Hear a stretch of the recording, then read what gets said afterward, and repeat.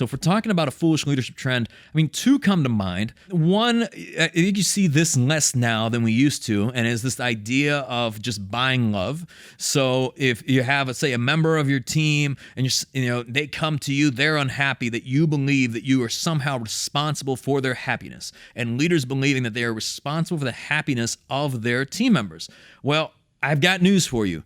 You are not in control of anybody's happiness. Now, what you can control is providing clarity. What you can control is accountability, giving somebody, a path to learning and growing and being able to be successful in your organization. But you can't control how they come in there on Monday morning, Tuesday, Wednesday, Thursday, Friday. You don't control what's going on in their life. If they're unhappy, it may have absolutely nothing to do, and it usually has absolutely nothing to do with your organization. And you think, well, how can I just improve the morale? Like, what's the saying? It's like the beatings will continue until morale improves, right? It's like, come on, like that's not on you to be in control of anybody's happiness. So when I see leaders saying, well, we're going to buy this and we're going to get them this and we're going to get them a couch and we're going to get them a refrigerator and a ping pong table and a skee ball machine or whatever it is. And they're like, I tried to get them everything. We got beer on tap at our office and why aren't they happy? And it's like, because you're not in control of their happiness. This human being is miserable and unfulfilled. It may have absolutely nothing to do with you, okay? Instead, you should be focusing on how can I have, accountability within my organization and have high standards,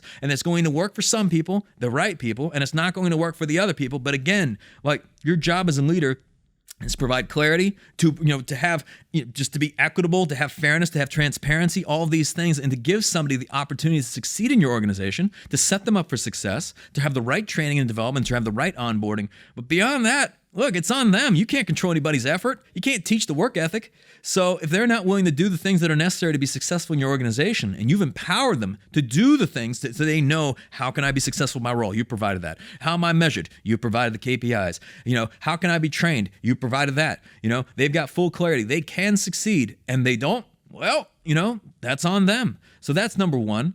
If I can give a second answer, maybe it's this idea that like right now, it's interesting as a society that there's this negative attitude towards capitalism, this negative view towards profit. And they're thinking, wow, like, you look at like as business leaders and even small business leaders, like we're all sitting in the back room smoking cigars, just saying, oh, what a wonderful time it is. And like people are so expendable and let's just like, you're rolling in cash and money and profit. Like profit's a bad thing.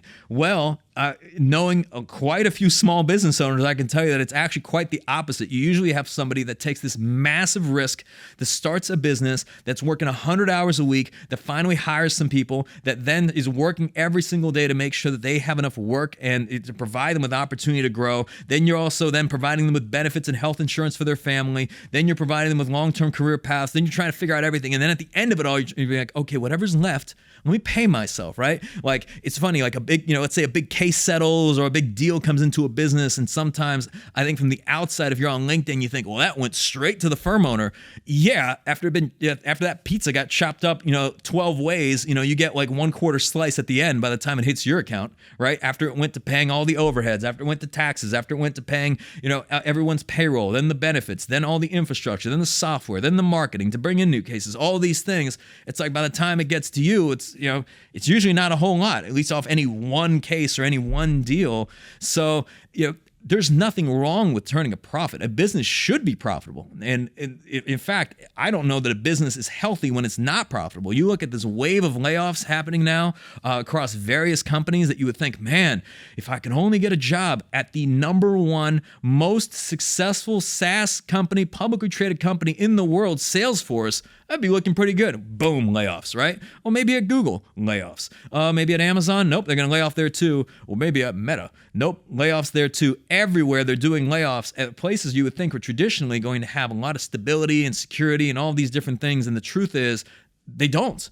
So when you're growing a business, particularly a small business, that business being profitable means that perhaps it's being run in a way where you're able to continue to invest in the growth of that business in the future, to be able to have additional opportunities for your team, to be able to continue to grow. But there's nothing wrong with profit.